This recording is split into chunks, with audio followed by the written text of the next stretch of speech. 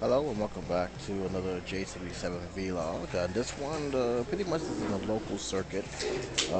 There's a lot of stuff going on with DeBlasio and the school district. It's particularly between the following things: the public school, the private schools, and pre-K. It seems to be uh, the war between this particular topic, especially between the mayor of New York and the governor of New York State. It's hit a large scale to the point where it's almost going to be pretty much a civil war like style when it comes to this issue. Let me first iterate that de Blasio wants to raise taxes to fund pre-K, while the governor wants to do no taxes, but to actually support the charter schools as well as fund some of the other things without having to resort into any tax hike. This led to a large disagreement about which one should go forward, and now there's even a more battle between the charter schools sharing public school spaces within the New York City area. I will leave an article. This is a very fascinating article. Basically, it says here that the new mayor of Blasio made wave last Thursday when his administration withdrew three agreements that would have allowed public charter schools to share space with district schools and public school buildings. The affected schools are all part of the SES Academy network of schools, which was founded by Eva Velasquez, a former New York councilman. These co-locations um, agreements were approved by last October's previous mayor, Michael Bloomberg administration.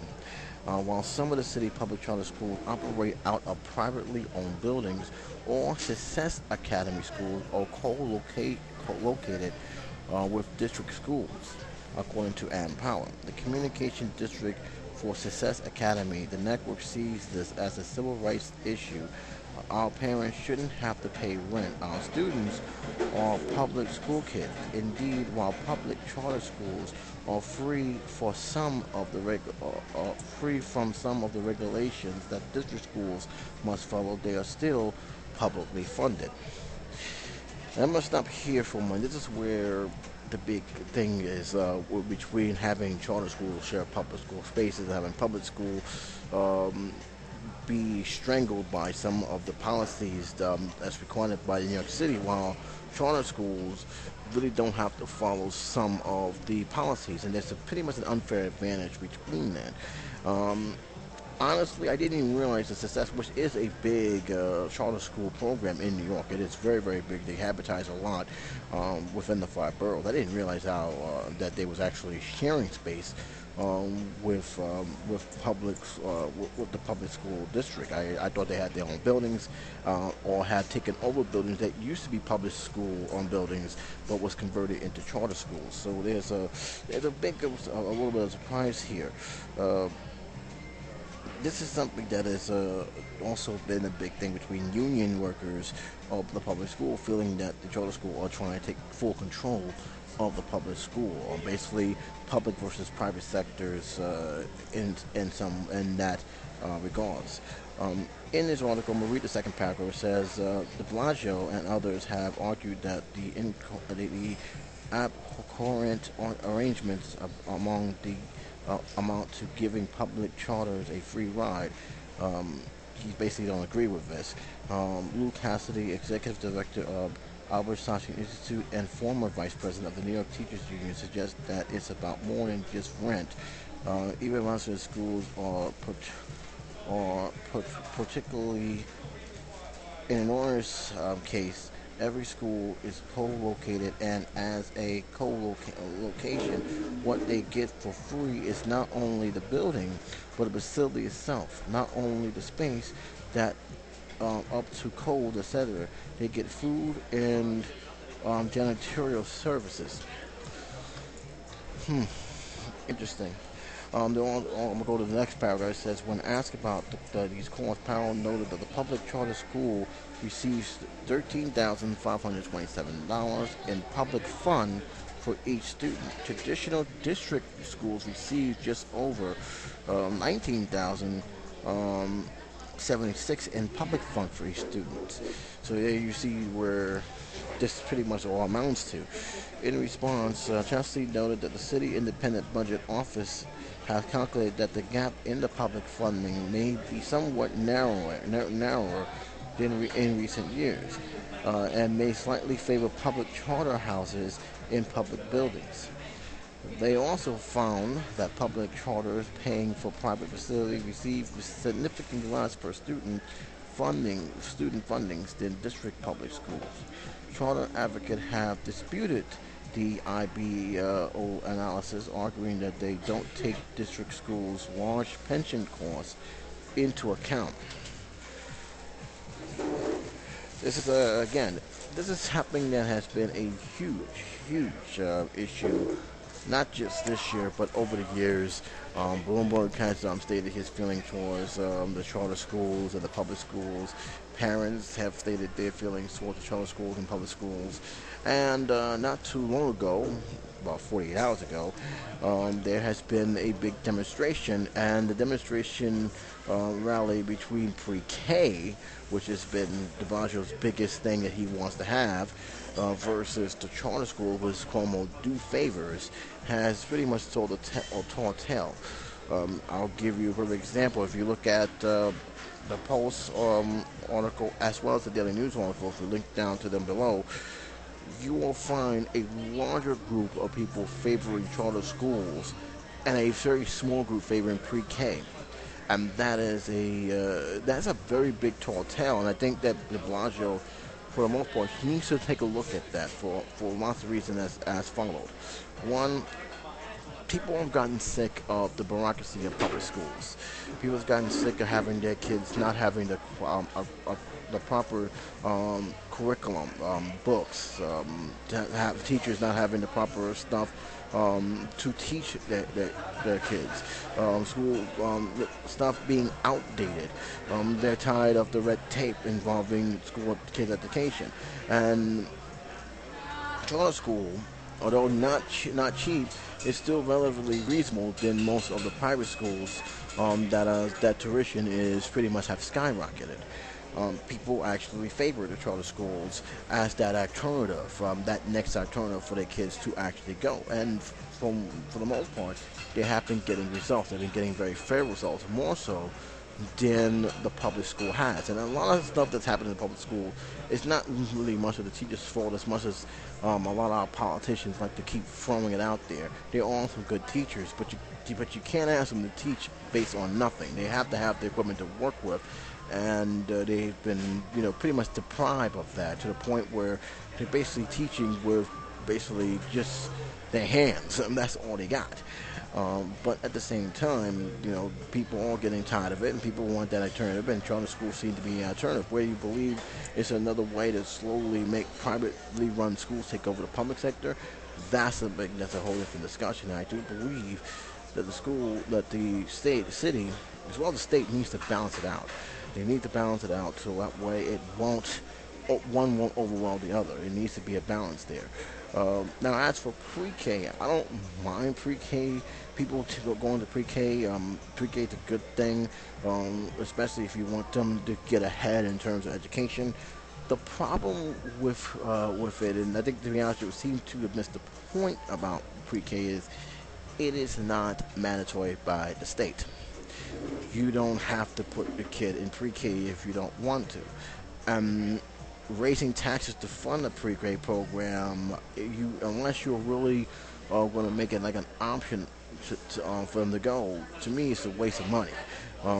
Especially when it's very clear that it is an alternative, not something that every parent must do by law. But a lot of people do respect it. I just think it's not enough that people want to actually jump on the bandwagon.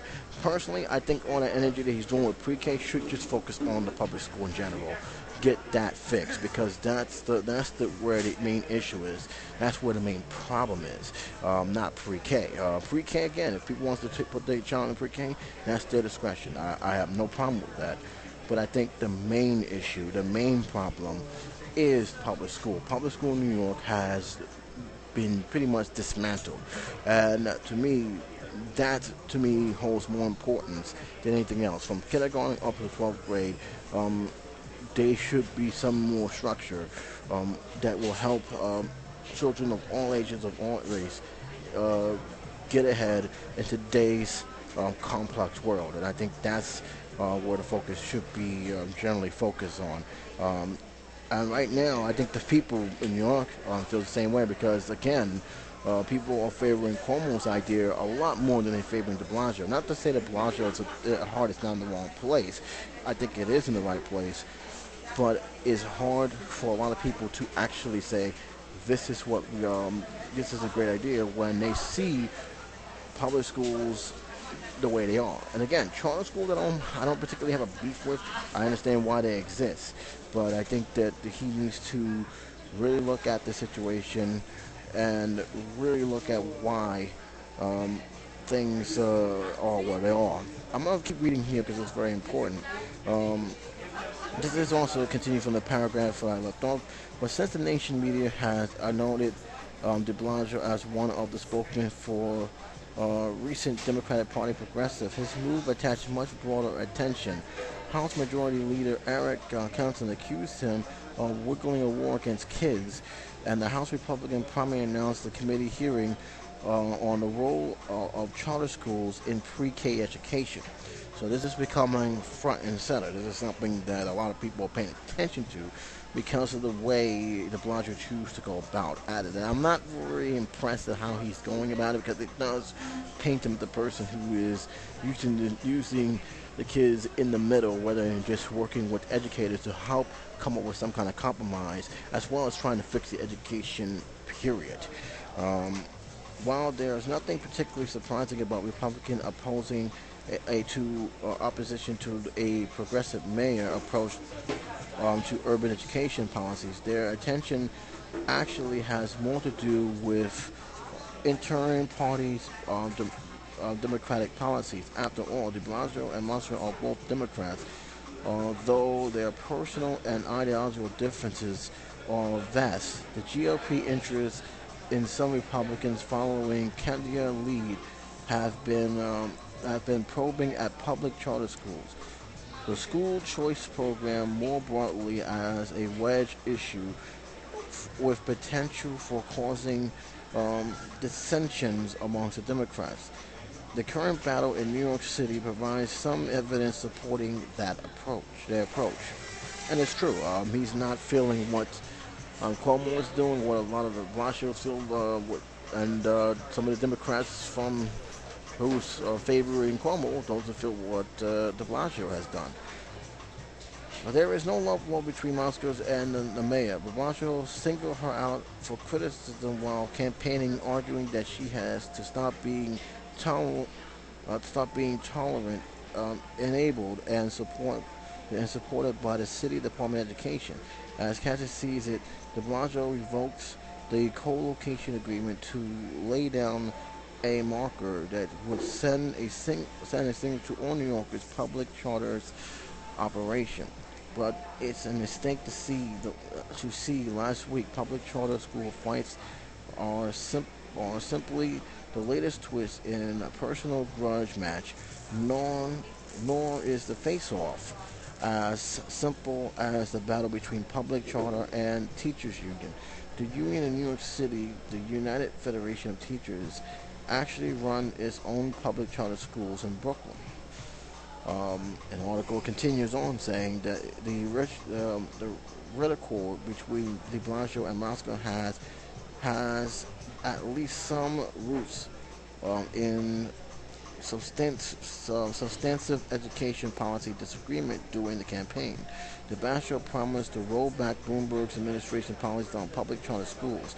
He began to fulfill that pledge 1 month into his term when his administration recoiled $210 million from public charter school expansion fund. This among other moves, had put him at odds with many New York Democrats, mostly notably Governor Andrew Cuomo, who responded Monday with a promise to provide state funded for displaced schools. So indeed, this is going to be one of those things that I like to call policy is that politics as usual, but this is more. Um, this has more of a strong effect towards New York because we're dealing with our school, we're dealing with our children here, and again, there are some people who feels like De Blasio does. There's no question about it. He definitely feels that way. That the charter schools are taking over the public schools. He's just doing it very quietly and doing it in a way that if we put the charter schools in there already in public schools areas, sooner or later that the transition from public to charter will happen. And many people are mixed on that. There are. The problem is that the charter schools have, let's be honest, a better success rate right now than the public schools does. I mean, the statistics don't lie about that. Um, I'm going to keep an eye on this because this is my city, it is my state, and I definitely want to see what's going to happen between the two. Mind you, also, this is also very important for especially those who are listening to this, is that we have a election coming up here where the governor is looking to be reelected, and he's going to do everything he can to get re-elected. So this is something that is not going to just go away. I'm going to be watching this, keeping an eye on it.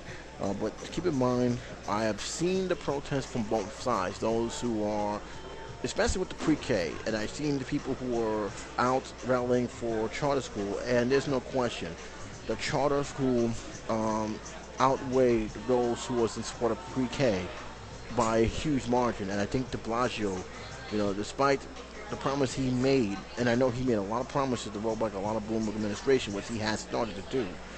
He needs to look at the overall picture here and ask himself, what did the charter school do right?